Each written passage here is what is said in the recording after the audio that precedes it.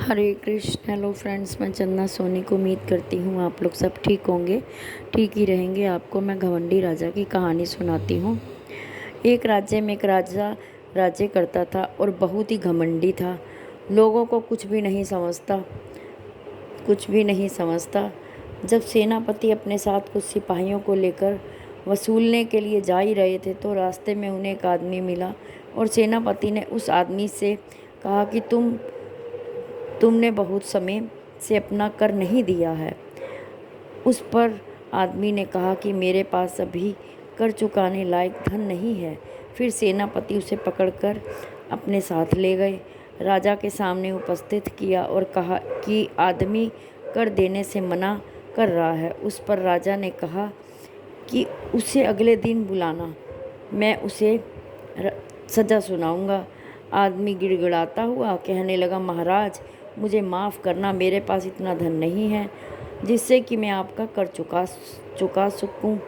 तभी राज्य में एक साधु महाराज पधारे और फिर उन्होंने देखा कि राजा अत्याचार कर रहे हैं और साधु ने कहा कि आप ऐसा क्यों कर रहे हैं। इस पर राजा ने कहा कि अगर तुम भी ज़्यादा सवाल जवाब करोगे तो मैं तुम्हें भी सज़ा सुना दूंगा। मैं इस देश का महान राजा हूँ, मैं सब कुछ जीत चुका हूँ। कई राज्य मैंने अपनी ही बल पर जीते हैं।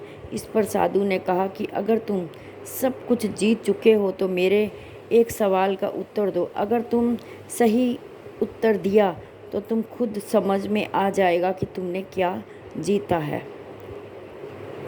तो साधु ने पूछा कि अगर मैं तुम्हें एक ऐसी जगह पर लाकर खड़ा कर दूं कि जहां पर कुछ भी ना हो, तुम क्या करोगे। राजा कहा कि मैं फिर अपने खाने पीने की तलाश करूंगा। इस पर साधु ने कहा कि अगर तुम अपने खाने पीने के लिए किसी को क्या दे सकते हो। राजा ने कहा कि मैं खाने पीने के लिए अपना आधा राज्य भी दे सकता हूँ।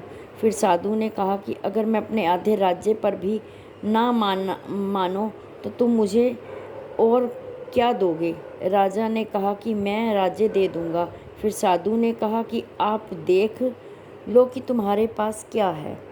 तुम अपनी खाने पीने के बदले पूरा राज्य देने के लिए तैयार हो। अगर तुम्हें खाना ना मिले तो तुम उसके लिए सब कुछ देने के लिए तैयार हो या नहीं। तुम्हारे पास उसके बाद कुछ भी नहीं रहेगा। इसलिए हर इंसान को इतना घमंड नहीं करना चाहिए कि एक ऐसा समय आ जाए कि उसको सब कुछ खोना पड़े। राजा को बात समझ में आ गई। राजा को भी बहुत घमंड था, जबकि उसे ऐसा नहीं करना चाहिए था। हमें घमंड को हमेशा दूर रखना चाहिए क्योंकि यह हमें कभी भी आगे बढ़ने नहीं देता। यह तो हमें हमेशा दूर रहना चाहिए। अगर यह हमारे साथ होगा तो हम कोई भी अच्छा काम नहीं कर पाएंगे। यह बात राजा भी समझ गया। उसके बाद राजा ने घमंड छोड़ दिया और हमें भी घमंड छोड़ देना चाहिए। घमंडी राजा की कहानी।